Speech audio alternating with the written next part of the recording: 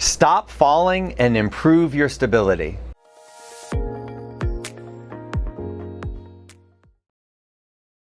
Hi, my name is Doug. I've been a physical therapist for 30 years, and I specialize in helping people with balance problems and who are frequently falling. These 6 exercises are ones I use every day to help people stop falling and improve their stability.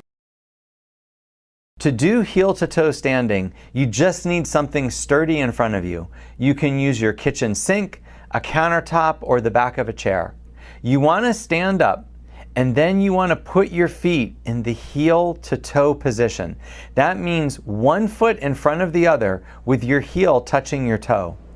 Now you want to stand up straight, facing forward, with both hands on whatever you're holding on to. Then you want to try to let go. Now at first, this might be very difficult. For people that are not walking at all, this can be quite a challenge. You might only be able to let go for a couple of seconds before you have to grab back on. What you want to try to do is keep building the amount of time that you've let go. You want to let go for longer and longer. So you want to try to let go, hold it for a few seconds, and then grab back on. Your goal is to try to let go for 20 seconds with each leg forward. So 20 seconds with the right leg forward, and then 20 seconds with the left leg forward. Once you can do that, then you've achieved what this exercise is supposed to do for you. You don't have to do it beyond 20 seconds. But for many people that are unable to walk or who are barely walking, 20 seconds is a huge challenge. With both hands on the countertop, you want to shift your weight over one leg, lifting the other leg off the ground, and then try to let go of the countertop, balancing for as long as you can. So you want to do the right leg and then shift over to the left leg. You keep repeating it. The goal of this exercise is to do it for 20 seconds on each leg 3 times in a row. So that means standing on the right leg for 20 seconds, repeating that 3 times without holding the countertop, and then do it on the left leg 3 times for 20 seconds without holding the countertop. In the beginning, you're going to be holding the countertop quite a bit. In fact, most people when they do this exercise find that they can only stand for 1 second, maybe not even a full second, before they have to grab back on. Don't let that discourage you. Most people have trouble with this exercise. The reason they have trouble is because they're not fully shifting their weight over the leg they're standing on. If you find that you can't do this for even 1 second, I'm almost positive it's because you're not shifting your weight. So what you want to do is grab the countertop with both hands and fully shift your weight over one leg.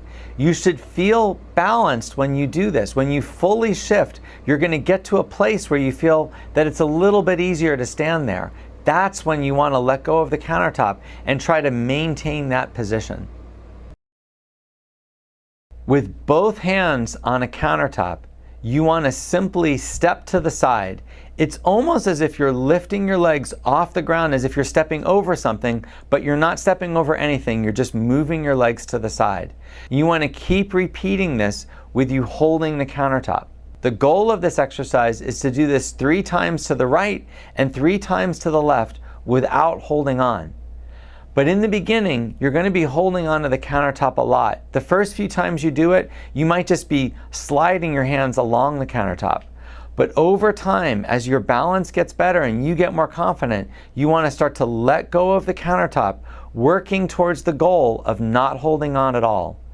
It's always advisable when you do this exercise to keep your hands over the countertop just in case you lose your balance. With one hand on the countertop, you're simply going to walk backwards. This just means walking like you normally do forward, 1 foot in front of the other, but you're only going to be moving backwards. You should only go 2 to 3 steps because you don't want to get away from your countertop. After you go 2 to 3 steps, you're going to turn around and walk in the other direction 2 to 3 steps with your hand on the countertop. Now the goal of this exercise is to walk 2 to 3 steps in both directions, repeating that 3 times without holding the countertop.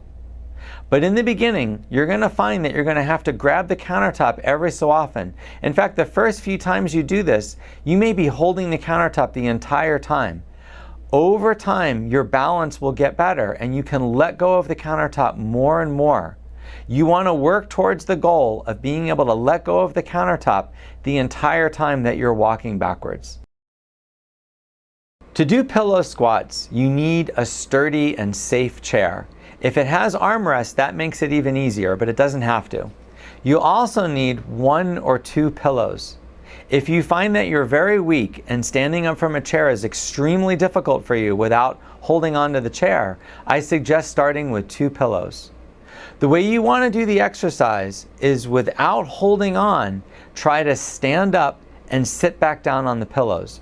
You don't want to do this too quickly and you don't want to bounce when you come down. So you want to stand up and then sit down gently on the pillows. The goal of this exercise is to do 3 sets of 10 repetitions, resting about 1 minute between each set. A lot of people are not going to be able to do this exercise without pushing with their hands, and that's fine. In the beginning, it's fine if you have to push your hands on the seat of the chair or on the armrest to help yourself stand up.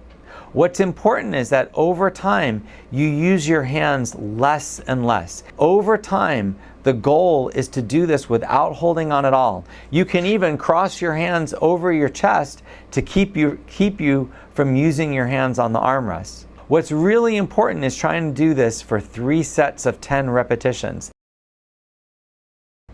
To do this exercise, you want to be standing and holding onto the countertop. And what you're going to do is raise up like you're raising up onto your toes. Some people call it raising on their tippy toes. You want to rise up, stand on your toes for 1 or 2 seconds, and then come back down to the ground. You want to repeat this 10 times in a row.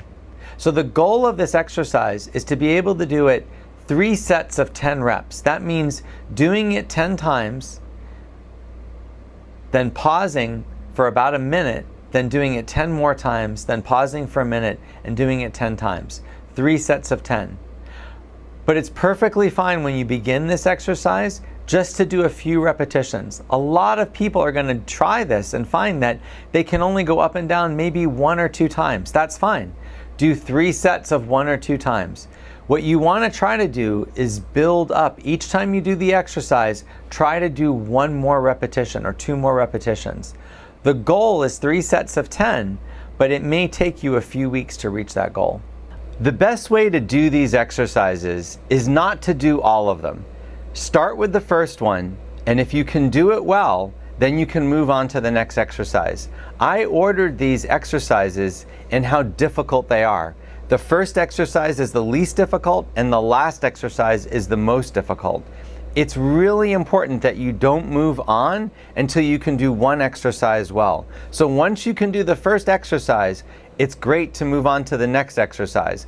But if you find that the third exercise is very difficult, keep working on that over the course of weeks or months until you get better. Once you get better, then you can move on to the next exercise.